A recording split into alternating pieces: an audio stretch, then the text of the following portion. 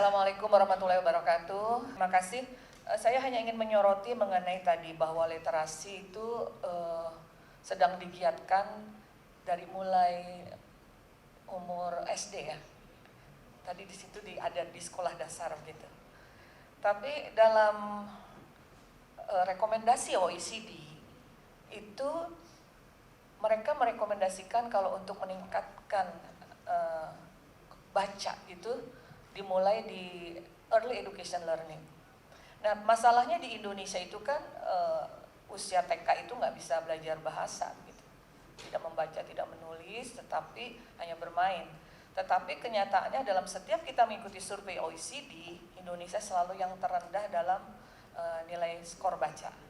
Nah, ini mungkin harus disinkronkan antara apa yang sudah direkomendasikan oleh OECD yang tentang survei PISA itu yang membaca, harus disinkronkan juga bahwa untuk kita meningkatkan nilai baca itu supaya dimulai dari sejak usia dini. Kemudian yang berikutnya yang saya soroti adalah mengenai undang-undang bahasa. Tadi tujuannya adalah untuk menginternasionalkan bahasa Indonesia. Tapi saya di BKSAP ya, di BKSAP itu Badan Kerjasama Antar Parlemen. Setiap ada pertemuan-pertemuan internasional, saya selalu iri dengan negara lain. Even Vietnam aja pakai bahasanya sendiri gitu. Vietnam, Korea, Jepang, semua pakai bahasa sendiri. Kalau bahasa-bahasa yang mungkin seperti Arab, Prancis, Inggris, mungkin itu kan karena bahasanya memang sudah bahasa besar, jadi bisa dipakai forum internasional. Tapi negara-negara kecil pun di forum internasional pakai bahasanya sendiri, kecuali Indonesia masih pakai bahasa Inggris. Nah, karena mungkin tidak ada penerjemahnya. Nah, bagaimana langkah dari pihak bapak-bapak sekalian untuk menginternasionalkan bahasa Indonesia di forum internasional? Mungkin perlu koordinasi dengan pihak dari Kemenlu. Karena terus terang saya iri, setiap saya rapat-rapat atau conference itu, selalu Indonesia tidak bisa memakai bahasanya sendiri karena tidak ada penerjemahnya.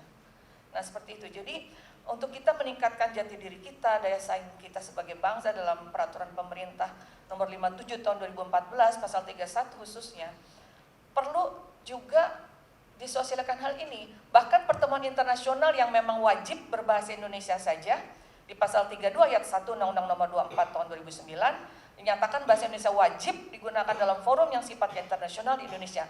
Tapi lagi-lagi dalam forum-forum yang diadakan di Indonesia selalu menggunakan bahasa Inggris. Nah, ini bagaimana? Padahal dalam undang-undangnya disebutkan wajib pakai bahasa Indonesia. Kan ada tuh forum-forum internasional yang diadakan di Indonesia seperti kemarin G20, terus kemudian juga di IPU ataupun IPU ya, International Parliament Union yang ada di Bali. Tetap itu kenapa orang Indonesia pakainya bukan bahasa Indonesia tapi pakai bahasa Inggris. Itu saja pertanyaan saya. Terima kasih. Assalamualaikum warahmatullahi wabarakatuh. Assalamualaikum warahmatullahi wabarakatuh.